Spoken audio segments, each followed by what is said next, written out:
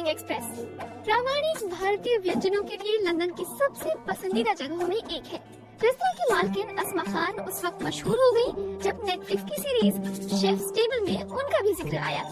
वो पारंपरिक घरेलू रेसिपी बनाती है, जैसे कि चुकंदर का रायता और पराठा।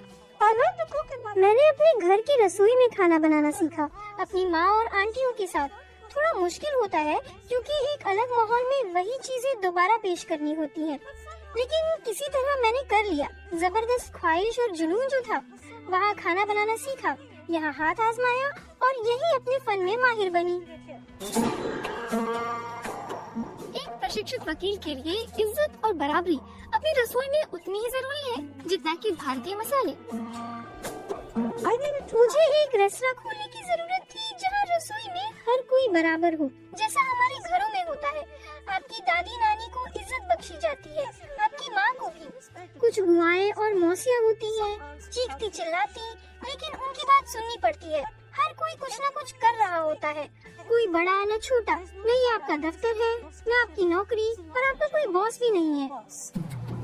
अस्मा खान सिर्फ औरतों को नौकरी पर रखती है, खासकर दक्षिण एशिया के अप्रवासियों को, जिन्हें अक्सर काम नहीं मिलता। अपने साथ किचन में वे अपने अनुभव भी लेकर आती हैं।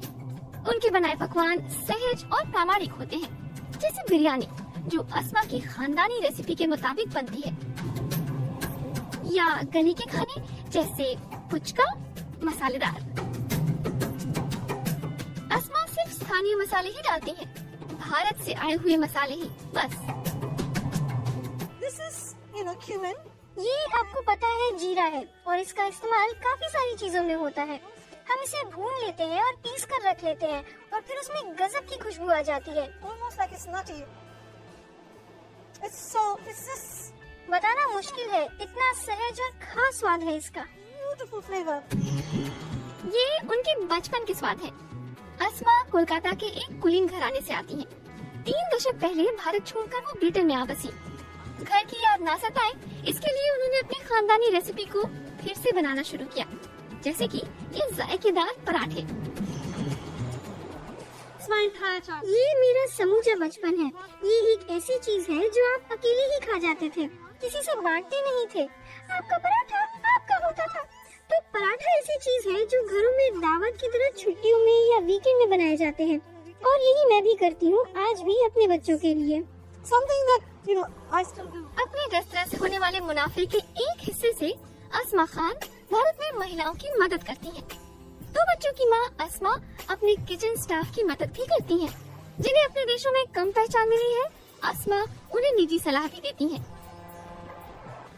इनमें से बहुत सी औरतों को बहुत साल तक ये लगता रहा कि उनकी जिंदगियां बेकार हैं, क्योंकि परिवारों में उनकी भीषण अनदेखी होती थी। वे चाहती थी कि लोग उन्हें देखें, उनकी इज्जत करें, उन्हें कुछ पहचान मिले। अब उन्हें ये सब हासिल है। वे शेफ हैं और हर कोई उन्हें जानता है। वे खुद को ताकतवर महसूस करती हैं। हर किसी को समान वेतन मिलता है, अस्मा खान को भी। हेड शेफ आशा प्रधान अपनी बॉस की तारीफ में कसीदे पढ़ती हैं। She always helped me. उन्होंने हमेशा मेरी मदद की, हमेशा मेरा उत्साह बढ़ाया, हमेशा मेरे पीछे खड़ी रही। तुम्हें ये करना है, वो करना है। हमेशा हम इन चीजों के बारे में बात करते हैं, बिजनेस और ये सब। दार्जिलिंग एक्सप्रेस में काम करने वाली औरतों के लिए ये जगह एक कामयाब रेस्तरां से ज्यादा कुछ और भी है। अस्मा खान की तरह वे भी अपने मेहमानों को कुछ सोचने का मौका देना चाहती हैं। मैं नहीं चाहती कि मेरे यहाँ लोग खाना खाकर बस चल दें। मैं चाहती हूँ कि वो एक संस्कृति, एक व्यंजन, एक धर्म और एक प्रवासी के बारे में कुछ समझ कर ही वहाँ से उठें। मेरे लिए ये बहुत जरूरी है। एक वकील, रेस्तरां मालिक और महिला अधिकार कार्यकर्ता के रूप में अस्मा वही करती है जिस पर उन्हें यकीन है। अपनी पारंपरिक रेसिपी और सामाजिक जिम्मेदारी के जरिए वो अच्छा खाना और अच्छी भावना परोसती है।